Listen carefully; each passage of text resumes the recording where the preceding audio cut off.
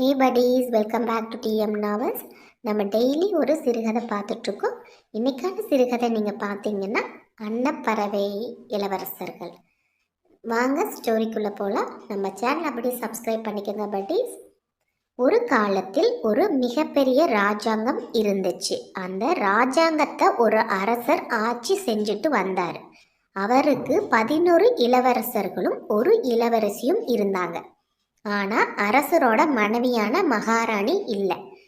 அந்த 11 இளவரசர்களையும் தங்களோட அக்காவோட சொல்படி நடந்தாங்க. அவங்க மேலே ரொம்ப மரியாதை வச்சிருந்தாங்க எல்லோரும். தாய் இல்லாத அந்த 11 இளவரசர்களையும் ரொம்ப பாசத்தோடு பார்த்துக்கிட்டாங்க அந்த இளவரசி. இவங்களுக்கு பாடம் சொல்லி கொடுக்கறது, விளையாட்டு சொல்லி கொடுக்கறது, அவங்க அம்மா செய்ய வேண்டிய எல்லா வேலையையும் இவங்களே செஞ்சாங்க. ஒரு நாள் அரசர் தன்னோட பிள்ளைகள் எல்லாரையும் கூப்பிட்டு தன் மனுமணம் செஞ்சுக்க போறேன்னு சொன்னார். உடனே எல்லோரும் தங்களுக்கு புது அம்மா கிடைக்க போறாங்கன்னு சந்தோஷப்பட்டாங்க. ஆனா புதுசா வந்த அரசி ஒரு சூனியக்காரி. அவங்க அந்த இளவரசர்களை ஒழிச்சு கட்டணும்னு நினைச்சாங்க. அந்த சூரியக்காரியை பார்த்தா அந்த இளவரசர்கள் ரொம்ப பயந்தாங்க. ஆனா அவங்க அக்கா அவங்களுக்கு ஆறுதல் சொல்லி தைரியமா இருக்க சொன்னாங்க.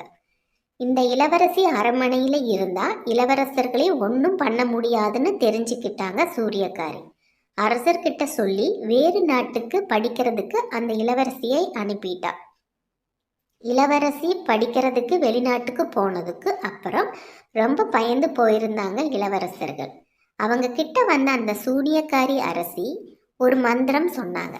அந்த மந்திரம் சொன்னதும் 11 இளவரசர்களும் 11 அன்னப்பறவைகளாக மாறிட்டாங்க.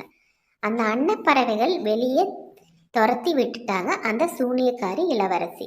கொஞ்ச நாள் கழிச்சு வெளிநாட்டுக்கு படிக்க போன இளவரசி திரும்பி வந்தாங்க. அவங்க வந்ததை பார்த்த சூனியக்காரி ஒரு மந்திரம் போட்டாங்க. உடனே அந்த இளவரசியோட முகம் அவலட்சணமாக மாறிடுச்சு.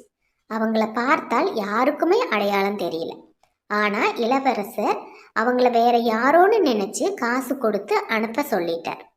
ரொம்ப வருத்தப்பட்ட இளவரசி காட்டுக்கு போய் தன்னோட தம்பிகளை தேட ஆரம்பிச்சாங்க. அப்ப அங்க ஒரு மந்திர குளத்தை பார்த்தாங்க. அதுல இருந்த தண்ணீரை பளிங்கு மாதிரி மின்னுச்சு. அந்த தண்ணீரை எடுத்து குடிச்சாங்க இளவரசி. உடனே இளவரசியோட முகம் திரும்ப வந்துடுச்சு. அப்பத்தான் ஒரு நல்ல மந்திர பாட்டி அங்க வந்தாங்க. அவங்க இளவரசி படிக்க போனதும் நடந்த எல்லா விஷயத்தையும் சொன்னாங்க. உடனே இளவரசி ரொம்ப வருத்தப்பட்டு தன்னோட தம்பிகளை பார்க்கணும்னு சொன்னாங்க. உடனே அந்த மந்திர பாட்டி ஒரு மந்திரம் வானத்தை பார்த்து சொன்னாங்க. உடனே 11 இளவரசர்களும் அன்னப்பறவை ரூபத்தில் பறந்து வந்தாங்க. வந்த இளவரசர்கள் மேல் அந்த மந்திர தண்ணியை தெளிச்சாங்க. அந்த மந்திர பாட்டி உடனே இளவரசர்கள் திரும்பவும் மனிதர்களாக மாறினாங்க. ஆனால் இரவு வந்ததும் அவங்க திரும்பவும் அன்னப்பறவையாக மாறிட்டாங்க. அப்போ அந்த பாட்டி சொன்னாங்க, இந்த சூனியக்காரியோட பலம் அதிகமாக இருக்குது. உங்களால் நீங்கள் முழுசாக காப்பாற்றிக்கணும்னா என்னோட தங்கை அடுத்த காட்டில் இருக்க அவகிட்ட போங்கன்னு சொன்னாங்க. உடனே ஒரு பெரிய பாயை எடுத்து அதில் இளவரசியை உட்கார வச்சு அதை எல்லா அன்னப்பறவை இளவரசர்களும் தூக்கிட்டு அந்த காட்டுக்கு போனாங்க. அங்கே போனதும் அந்த குட்டி மந்திரவாதியை பார்த்தாங்க. இளவரசர்களை காப்பாற்ற ஒரு வழி சொன்னாங்க. அவங்க மந்திர மூலிகையை எடுத்து 11 உடை செஞ்சு இளவரசர்களுக்கு போட்டு விட்டா எல்லாம் சரியாயிடுன்னு சொன்னாங்க. ஆனால் அந்த உடை செய்ய முடிக்கிற வரைக்கும் யார்கிட்டையும் பேசக்கூடாதுன்னு சொன்னாங்க. உடனே இளவரசர்கள் 11 பேரும் பகலில் அன்னப்பறவையா எல்லா மந்திர மூலிகையும் சேகரிச்சாங்க. ராத்திரி ஆனதும் மனிதர்களை மாறி உடை தைக்க அவங்க அக்காவுக்கு உதவி பண்ணினாங்க.